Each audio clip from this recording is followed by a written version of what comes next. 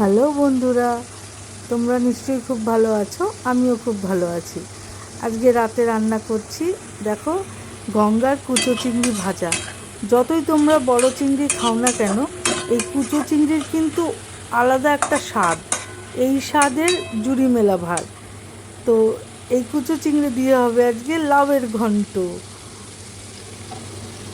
কালকে ছেলের পরীক্ষা, তাই আমি রান্নাটা একটু তাড়াতাড়ি সেরে রাখলাম, কারণ কালকে ছেলেকে টাটকা রান্না করে দেব, করে দিয়ে এগুলোকে গরম করে আমরা দুপুরবেলা খেয়ে নেব। কি গরম পড়েছে বলো তো। এখনই যদি এরকম গরম পড়ে তাহলে কি পড়বে।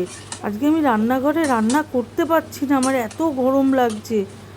তো কী করব, রান্না তো করতেই হবে, 5 জন মানুষ, কেউ তো করার নেই।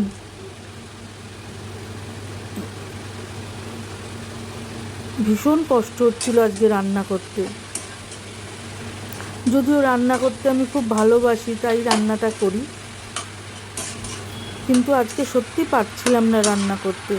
ওর বাবা বারে বারে আমায় বলছিল তাড়াতাড়ি করে রান্না সারো, সেরে স্নান করে এসো। সত্যি আমি আজকে খুব কষ্ট পেয়েছি। তোমরা কে কে লাউয়ের ঘন্ট খেতে ভালোবাসো গো চিংড়ি মাছ দিয়ে, আমাকে জানিও তো কমেন্টে। আচ্ছা, তোমরা কি আমার ভিডিওগুলো দেখছো না? কেউ লাইক করছো না, শেয়ার করছো না, কমেন্ট করছো না, সাবস্ক্রাইবও করছো না। প্লিজ এগুলো সব করো। প্রায় তোমাদের সাথে গল্প করতে করতে আমার এই লাউয়ের ঘন্ট হয়ে এসছে, শুধু জলটা আমি মজাবো। আমি এই লাউয়ের ঘন্টে কিচ্ছু দিই না, শুধু একটু নুন, হলুদ আর মিষ্টি।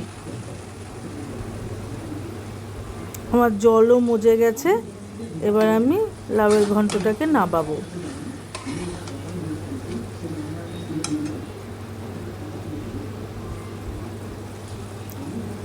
ফাইনালি আমার লাউয়ের ঘন্ট রেডি।